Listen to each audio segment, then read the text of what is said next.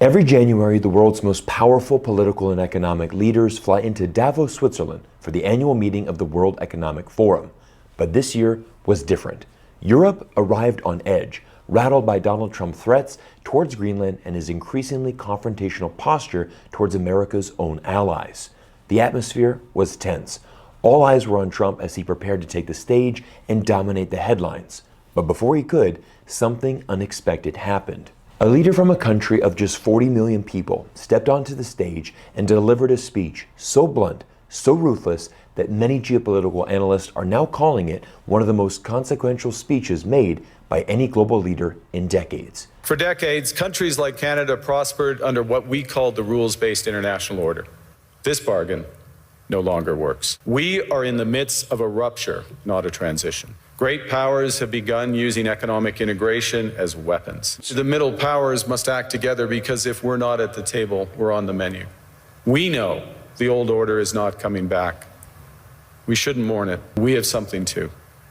The capacity to stop pretending, to name reality, to build our strength at home, and to act together.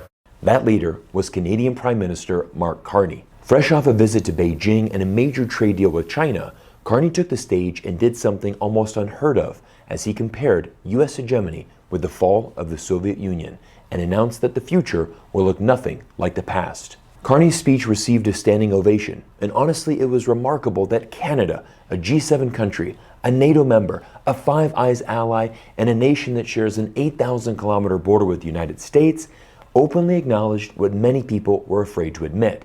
The era of US hegemony is finally ending, and the system the US built after World War II is breaking.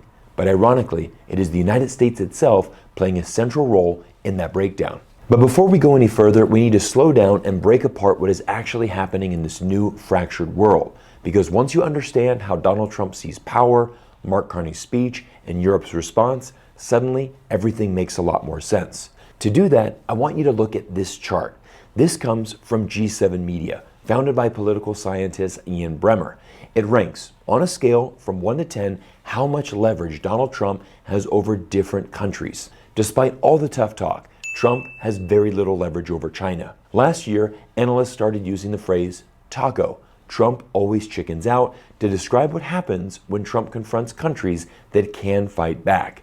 And China is the clearest example. When Trump launched his global trade war last April, only one country immediately retaliated with matching tariffs. That country was China. Why? Because China has leverage. The US economy depends heavily on Chinese manufacturing and supply chains. And when Trump threatened tariffs of 100%, 150%, and even 200%, US markets reacted violently. Stocks sold off, investors panicked, and fears of a global recession surged. China didn't need to escalate. It just needed to wait. Eventually, the pressure shifted back onto Washington, and by October, Trump traveled to South Korea to meet with China's leader Xi Jinping, where both sides announced a truce, locking in tariffs at roughly 25%. That outcome wasn't a show of dominance. It was a recognition of limits. And this is where things get interesting, because countries like India, a democratic partner of the United States, are still facing significantly higher tariffs than China, not because India is an enemy, but because India lacks leverage. And now, let's look at the other side of the scale. On this side of the scale, Trump behaves very differently. Not cautiously, not patiently, but very aggressive. This is where the phrase FAFO, F around and find out, comes in. Trump may hesitate with great powers, but with weak states, he doesn't bluff. And this is why the United States government launched a military operation against Venezuela, arrested Maduro and his wife, and flew them back to New York City, where they now sit in a Brooklyn jail cell. Venezuela has zero leverage against the United States. And the simple truth is, if you can't retaliate, you don't get negotiated with. And this brings us directly to Europe. Europe may view itself as America's closest ally, but Trump doesn't see Europe as a great power. On this scale, Denmark ranks 7 out of 10, meaning that pressure is indeed possible. And that's why Trump felt comfortable aggressively pursuing Greenland, an autonomous territory tied to Denmark. For weeks, Trump even floated the idea of using military force against a NATO member. But once you understand how Trump views power, who he pressures and who he avoids, the next question becomes even more important. What does this behavior actually produce? Because raw power and effective leadership are not the same thing. For decades, the United States didn't just lead the world because it was strong. It led because other countries trusted it. For decades, countries like Canada prospered under what we called the rules-based international order. This bargain no longer works. For decades, Western countries promoted the ideas of the international rules-based order, even though behind closed doors, all of us knew this was simply a facade. Because right now in 2026, it's not China, Russia, or Iran who is the greatest source of global instability.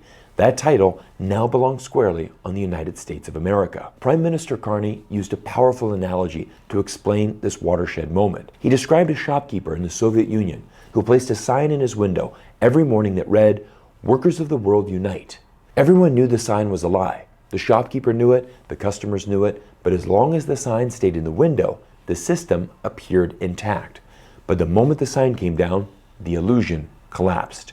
Carney used this story to tell the world it's time to start taking down the signs of American hegemony that all of us have been placing in the window for so many decades. Because since the end of World War II, predictability was America's greatest strategic asset. Regardless of whether a Democrat or Republican became the president of the United States, the world could put up their sign in the window and pretend the rules-based order brought peace and stability. But now, everything has changed. Under Trump, the problem isn't American strength. The problem is American volatility. Tariffs appear overnight and disappear just as quickly. Security guarantees feel conditional, and long-standing allies are publicly pressured, threatened, and even humiliated. And when unpredictability becomes the norm, countries don't confront the United States head-on. They adapt, they diversify, and they quietly reduce their dependence. This is why Mark Carney traveled to both China and Qatar to secure new trade deals for Canada. And this is the critical shift most people miss. The world is not dividing into pro-America and anti-America camps. It's dividing into countries that can tolerate instability and countries that can't. Middle powers in Europe, Asia, the Middle East, and the Global South are all drawing the same conclusion. They want options, and trust becomes more valuable than threats. When it was Trump's turn to speak at Davos, he boldly laid out Europe's choices on Greenland. You can say yes, and we will be very appreciative. Or you can say no, and we will remember. European leaders are not stupid. They've seen the pattern in how Trump consistently treats Europe. Remember, Europe is not in the taco territory like China and Israel. Europe is much closer to Venezuela, and Trump has an opportunity to apply pressure. Even if the Greenland situation is resolved, Europe will remember how Trump treated them.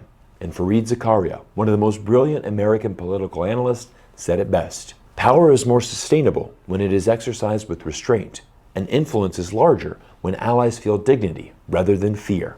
But of course, the Trump administration will tell you the complete opposite.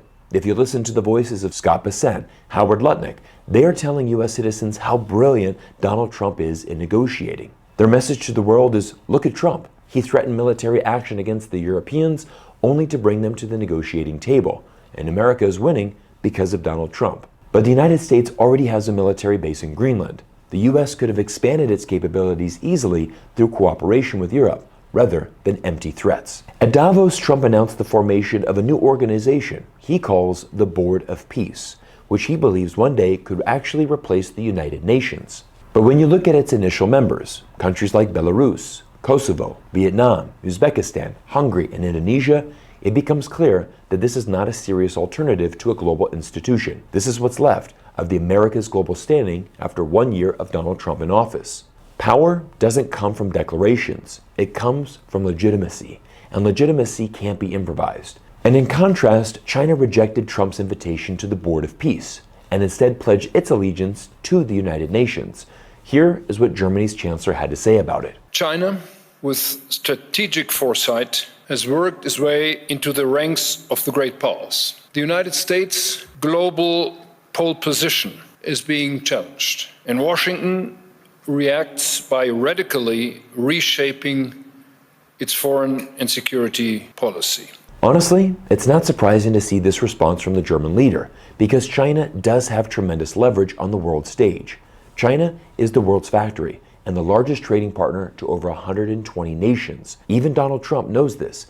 Just listen to how cordial and respectful Trump talks when the subject matter is China. But I've always had a very good relationship with President Xi of China. He's an incredible man. What he's done is amazing. He's highly respected by everybody. Interesting enough, China's speech at Davos also went viral, as countries applauded the Chinese leadership, who had this to say about the future. Everyone should be equal before the rules, and a very small number of countries should not have privileges based on strength. The world cannot return to the law of the jungle, where the strong prey on the weak. Every country has the right to safeguard its legitimate interests.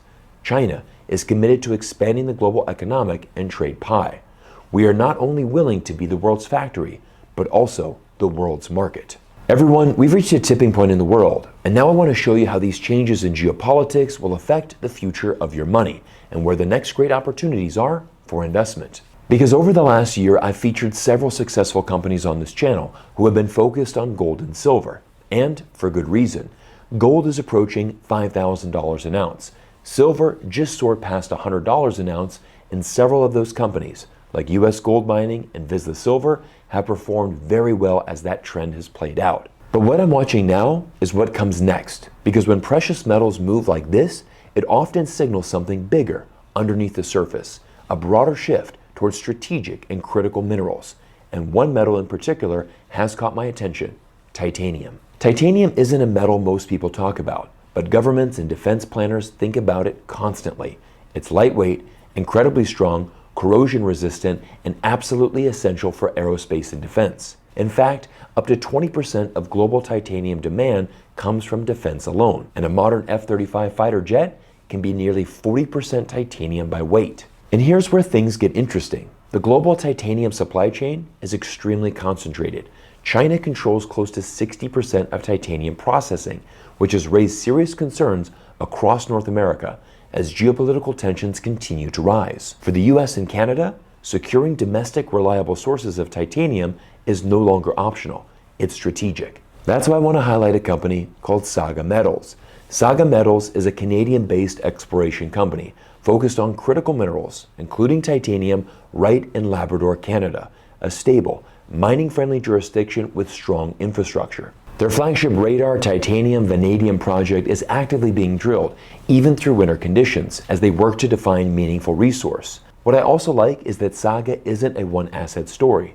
Beyond titanium, their portfolio includes exposure to vanadium, iron, lithium, and uranium, all metals tied directly to finance, clean energy, and national security supply chains. With governments increasingly focused on resource independence, and with critical minerals moving higher on strategic priority lists, the window for new North American suppliers to establish strategic relationships is a must for national security. As legacy sources face increasingly geopolitical uncertainty, projects with tangible infrastructure advantages matter more than narratives. With direct, year-round access via Highway 510, proximity to the Cartwright Deepwater Port just 30 kilometers away, offering tidewater shipping capability, and access to up to 824 megawatts of clean baseload power from the Churchill Falls and Muskrat Falls hydroelectric complexes, this project is positioned to matter as markets tighten. Saga Metals is already up over 178% the past 6 months alone, but like the silver and gold trajectory, I believe there is still a lot more upside. Saga trades in the US under the symbol SAGMF and in Canada under the symbol SAGA. And if you want to learn more, I've included a link to their website in the description below. Also, I'm very excited to announce that next month, I'm personally going to be traveling to Labrador, Canada to visit the Saga Metals project in person. Many of my long-term viewers know that I'm an active investor in precious metals and critical resources like titanium, and I'm always doing research on the best companies operating in this space. So make sure that you subscribe to the channel and stay tuned for a fascinating behind-the-scenes site visit to Saga Metals coming soon to this very YouTube channel. And if you're interested in learning more, I'm going to put the company website, investor presentation, and stock symbols down in the video description below. But as always, please do your own due diligence and research before making any investments. And I want to thank you all for your continued support, and we look forward to seeing you all in our next video soon.